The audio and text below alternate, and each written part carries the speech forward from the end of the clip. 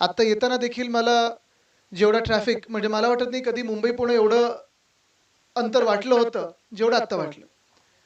पण हे का होतंय? हे कशामुळे होतंय? मला वाटतं ह्याच्या खोलावर जाणं गरजेचं आहे. गेले 2-2.5 वर्ष मी जेव्हा इथे आलेलो वेगळे-वेगळे विषयाचे आंदोलनं असतील, नागरिकांशी संवाद साधायला असेल, मग ते वेताळ टेकडीचं असो, पुन्हा रिव्हरफ्रंट डेव्हलपमेंटचं असो किंवा इतर काही असो. हे सगळं होत असताना देखील गणपती असेल, नवरात्री असेल, पुन्हा एकदा मी ज्या मंडळांना भेटी देतो. आधी जसं पुणं कधी एवढं लगेच पाण्यात बुडायचं नाही किंवा तुंबायचं नाही पाणी. तसं पाणी तुंबायला लागलेलं आहे. पूर जे आपण पाहतो, ही परिस्थिती वाढायला लागलेली आहे.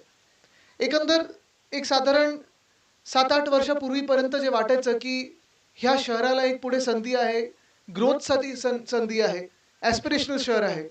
ते शहर कुठे ना कुठेतरी आता चोक व्हायला लागले का? आणि हे चोक जे मी सांगतोय, ते फक्त लोकसंख्या म्हणून नाही.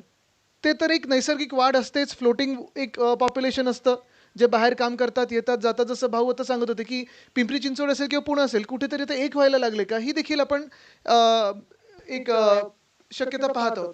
पण हे होत असताना प्रशासकीय जे काम झालं पाहिजे, जे शासकीय काम झालं पाहिजे. अनेक विषय इथे वर्षानुवर्ष प्रलंबित असतात. अनेक विषय जसं आपण पुणे बघतोय इतर शहरांमध्येही देखील.